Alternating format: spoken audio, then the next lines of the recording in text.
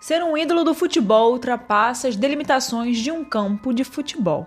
Para se tornar de verdade um ídolo, o jogador precisa ter consciência que milhões de jovens em todos os lugares do mundo se identificam e têm esses ídolos, essas pessoas como exemplo. Não apenas jogando futebol, como em tudo que eles fazem e como levam as suas vidas.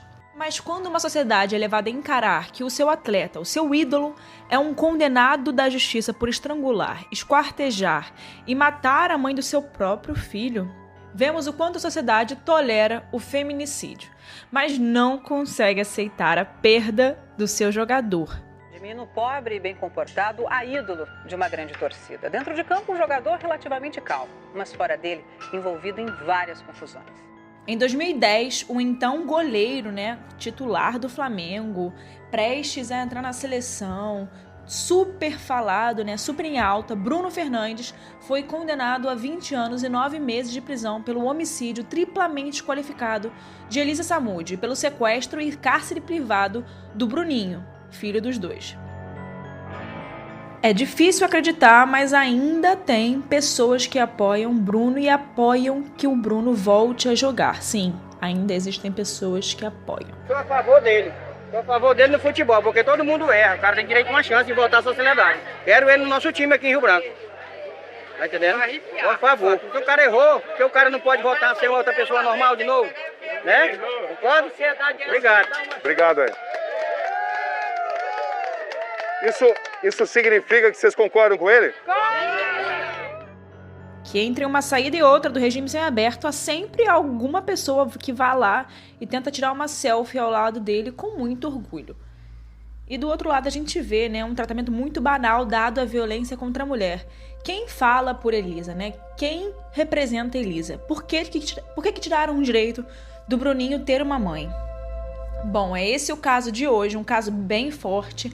Realmente pesquisando a gente fica bem triste pesquisando e trazendo ele, mas é um caso muito necessário para a gente abordar aqui. E tudo que eu falei está em matérias. Nada que eu trouxe aqui é achismo, tudo está em notícias, fatos. Eu nunca trago nada para esse podcast que não seja verdade. Então, se alguém quiser contestar alguma coisa, eu com certeza vou te mandar o link, a fonte que eu trouxe esse fato, Então agora sim eu vou chamar aí a vinheta, mas antes de eu chamar a vinheta, vai lá no meu Instagram, @erica_mirandas, com S no final, posta que você está escutando o podcast, vai que outras pessoas vêm e ficam com vontade de assistir, de conhecer o nosso conteúdo. E claro, também temos o Instagram do Casos Reais, @CasosReaisOficial, e vai lá que a gente sempre posta alguma coisinha também, não é muito não, mas a gente posta. Agora sim eu vou chamar a vinheta e vamos pro caso da semana.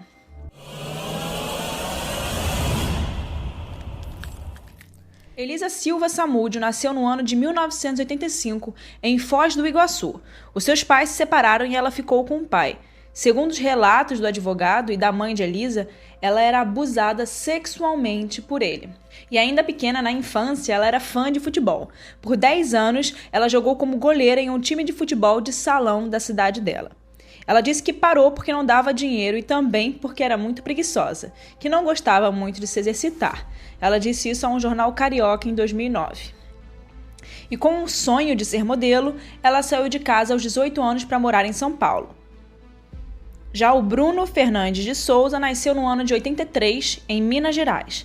E desde cedo ele já jogava futebol nos campos de terra, perto de onde ele morava, como é de costume dos garotos novos e que sonham em ser jogador de futebol, Que é o sonho mais comum do Brasil, Vamos falar um pouquinho da família do Bruno, que eu acho sempre importante a gente trazer a história, o contexto da vida da criança, enquanto ele era criança, que é a época que a pessoa se forma, é quando ela é criança, São os primeiros anos de vida, é onde a personalidade é criada, E o caráter também. Então, acho bem importante a gente trazer um pouco do contexto de criação do Bruno, porque talvez ele tenha feito as coisas que ele fez, podem se justificar pela criação que ele teve.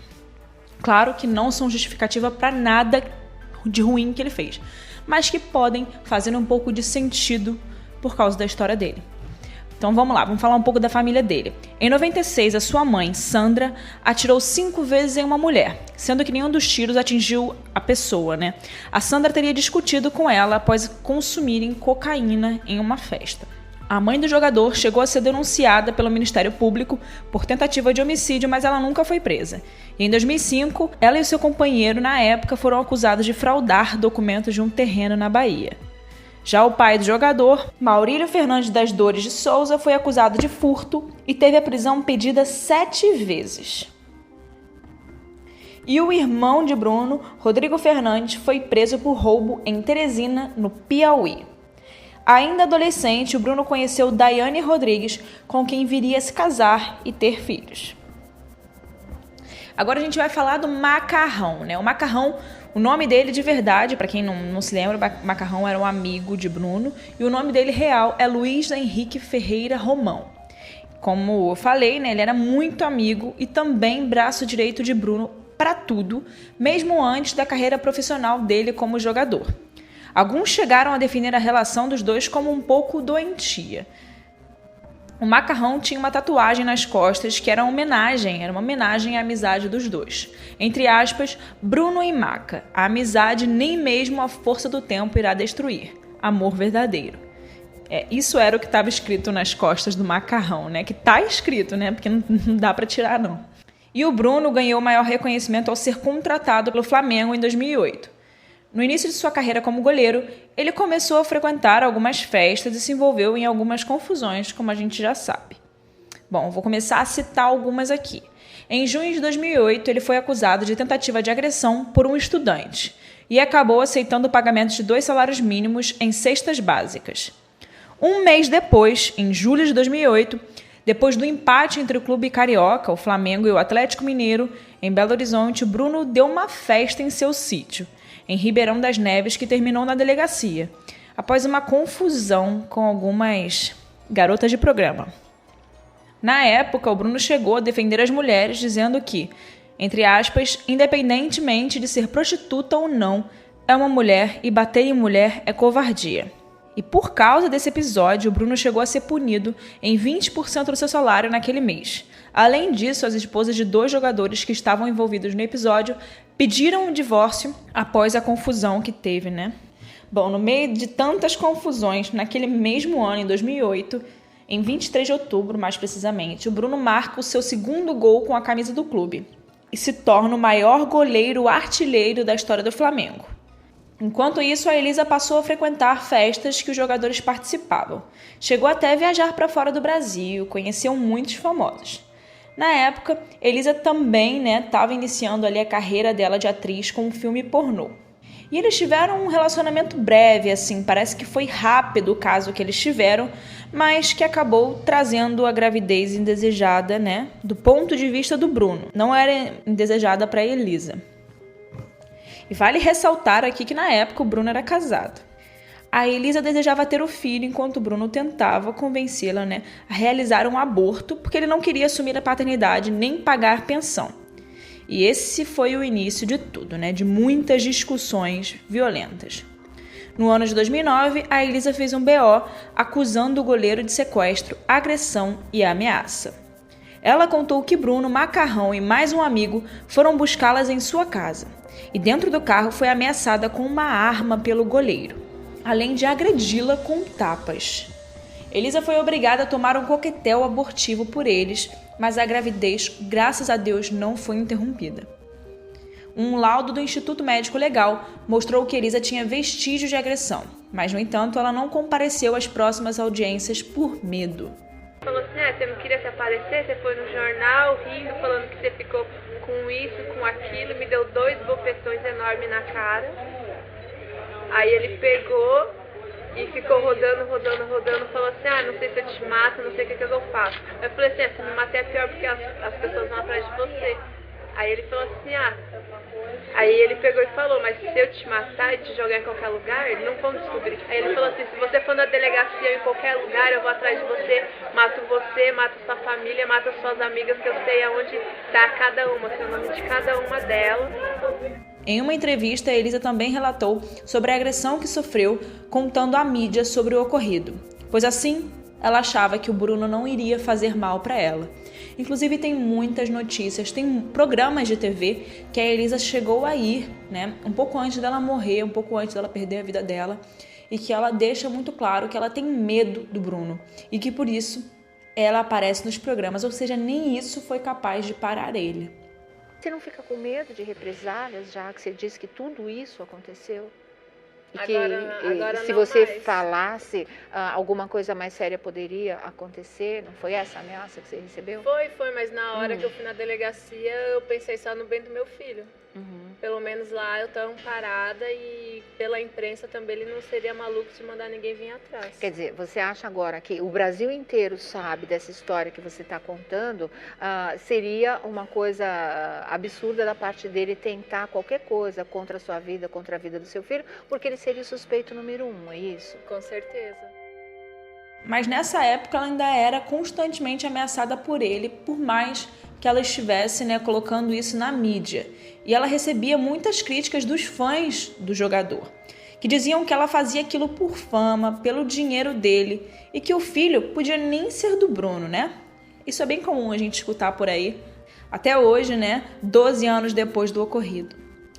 O bebê nasceu em fevereiro de 2010. Em maio, o Bruno tentou convencer a Elisa a ir até o Rio de Janeiro.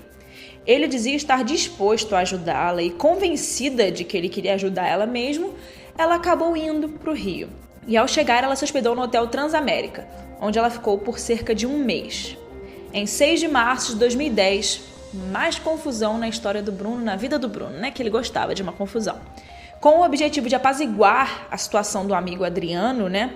Famoso imperador, quando o atacante, né, teve um episódio que ele brigou com a ex-noiva, Joana Machado, o Bruno questionou os repórteres. Entre aspas, quem nunca saiu na mão com uma mulher? Qual de vocês aí, que é casado, que nunca brigou com a mulher, que nunca discutiu, que nunca até saiu na mão com uma mulher, né, cara? E na época ele foi repreendido pela então presidente do clube, Patrícia Amorim. E o Camisa 1 chegou a se retratar e pedir desculpas pelo que ele falou publicamente. E em julho daquele ano, a polícia recebeu ligações anônimas que informavam que Elisa e seu filho, Bruninho, estavam no sítio do goleiro e que a mulher havia sido agredida. Os agentes foram até o local com um mandado para que pudessem entrar no sítio. As autoridades perguntaram ao caseiro Elenilson se o bebê esteve ali e ele negou. Por causa das diferentes informações, todos que estavam no local foram para a delegacia. E lá o funcionário afirmou que a criança esteve no sítio sim, mas que não sabia sobre o seu paradeiro.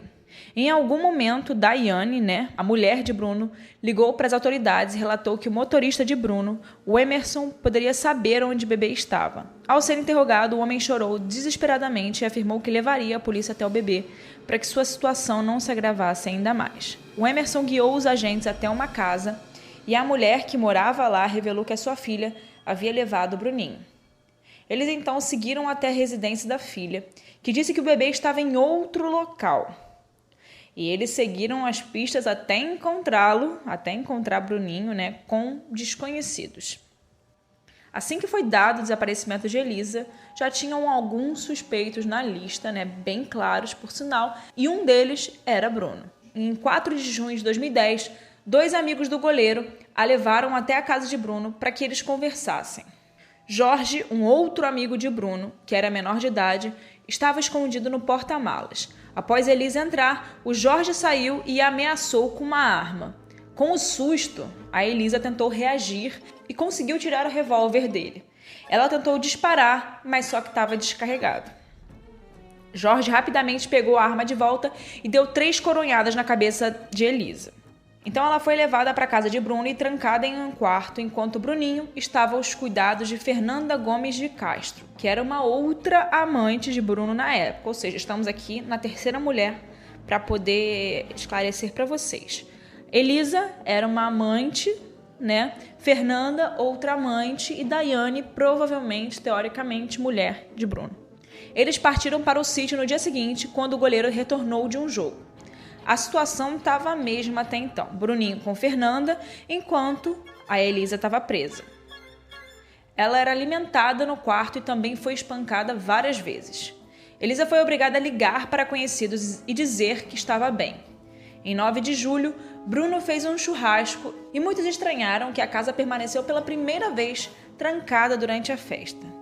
E testemunhas, inclusive, afirmaram ter visto o caseiro entrar com pratos prontos em determinada hora. Na noite de 10 de julho, Jorge e Macarrão saíram com Elisa em um carro e em outro foram Bruno e seu primo Sérgio. Eles seguiram até a casa de Marcos Aparecido, apelidado de Bola, um ex-policial militar que participou de treinamentos para cachorros e tinha Rottweilers em casa.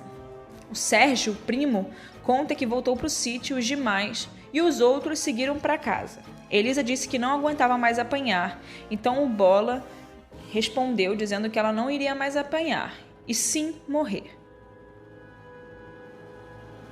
Elisa morreu por asfixia ao ser estrangulada. Jorge disse que Bola saiu com um saco preto, onde supostamente estavam os restos de Elisa, e ele deu para os cachorros. Contudo, a perícia, após ir até a casa de Bola, alegou que não encontrou indícios de esquartejamento no local.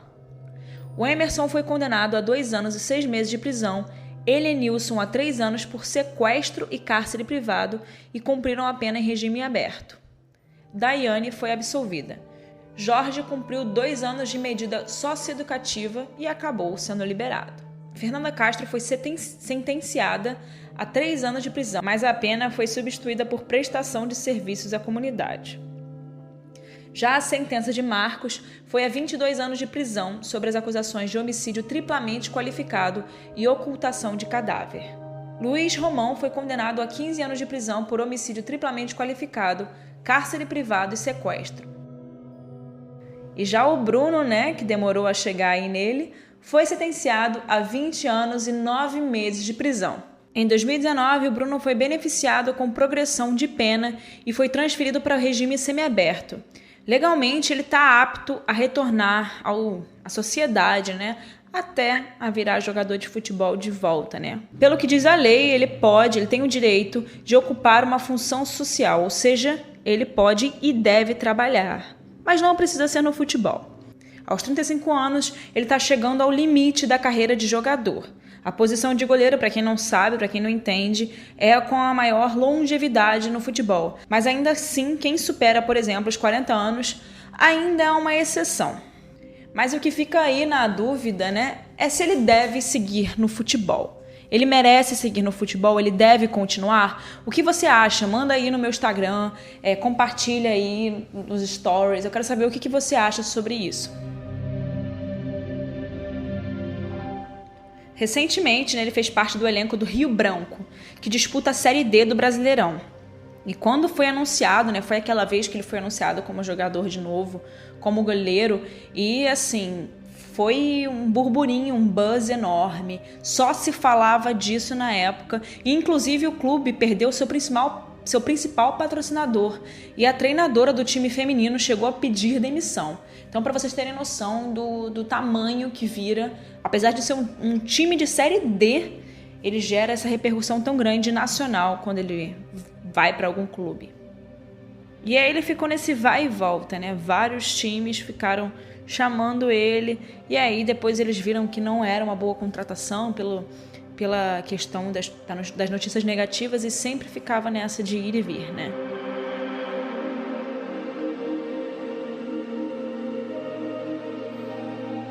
Vocês devem estar se perguntando, sobre o Bruninho. Onde está o filho, do casal? O Bruninho vive com a mãe de Elisa e não demonstra absolutamente nenhum interesse em conhecer o pai. Em uma entrevista para o Domingo Espetacular, o Bruno chegou a dizer que o motivo da morte de Elisa não seria a pensão. A motivação teria sido muito maior e que ele apenas pagou essa conta.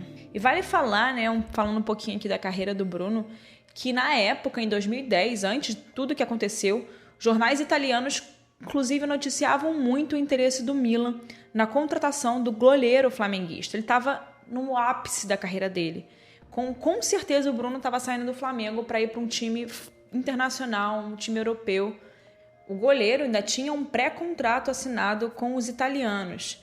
Lá ele receberia R$500 mil mensais E isso é o equivalente a 12 anos atrás, né? Ou seja, para o futebol na época era bastante dinheiro. E segundo o jornal Lance, no dia de sua detenção, em 7 de julho de 2010, o Bruno tinha nas mãos uma outra oferta que era do Zenit da Rússia. A proposta havia sido recebida dias antes da prisão dele. E a oferta era de 8 milhões de euros, cerca de 17,5 milhões de reais, que era a cotação da época. E segundo o mesmo jornal, o Flamengo estava feliz com o negócio, ou seja, provavelmente o acordo seria fechado e ele teria sido contratado em breve.